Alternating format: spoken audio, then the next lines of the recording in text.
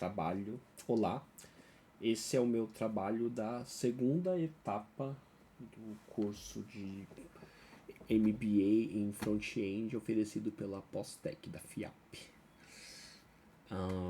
A ideia desse trabalho aqui é expandir no trabalho da etapa anterior, e agora ele vai ser feito com micro front-end e também usando algumas tecnologias mais modernas.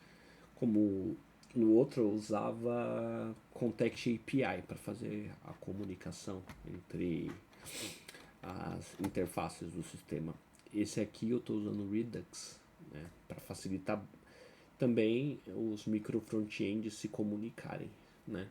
E para facilitar a gestão de dados entre eles, porque centralizando a lógica que serve para um serve para os outros e facilita também, né? Então, no geral, eu vou usar aqui Prisma para fazer a persistência dos dados. Eu vou usar o Redux para comunicar os dados de diferentes lugares em um lugar só. Eu vou usar Multizones para fazer os micro front-ends em si. E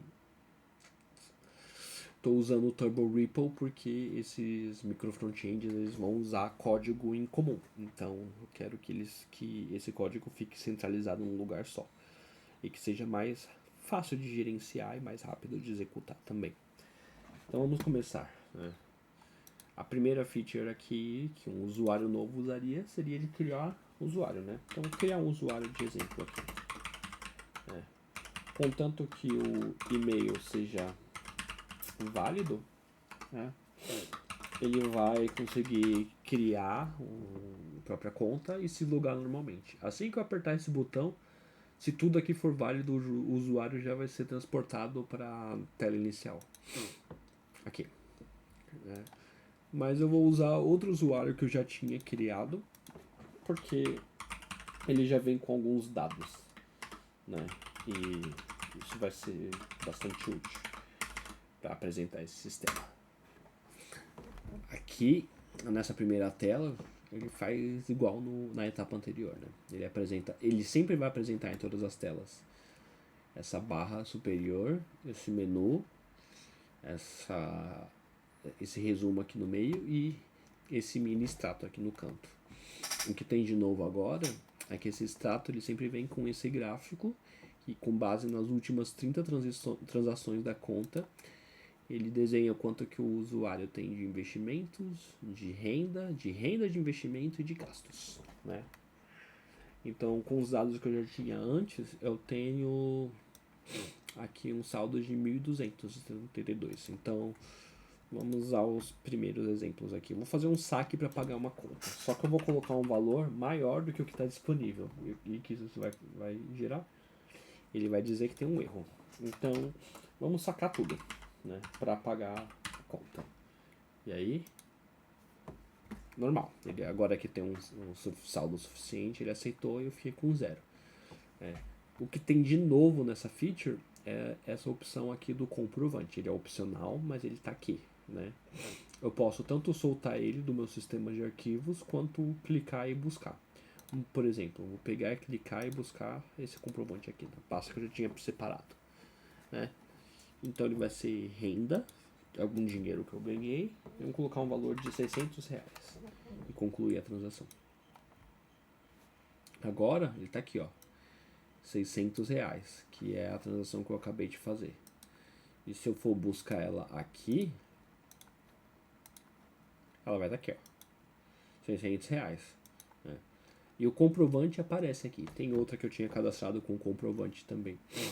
E se eu clicar, ó, o comprovante ele aumenta de tamanho, para facilitar o usuário de verificar o que ele está fazendo, né?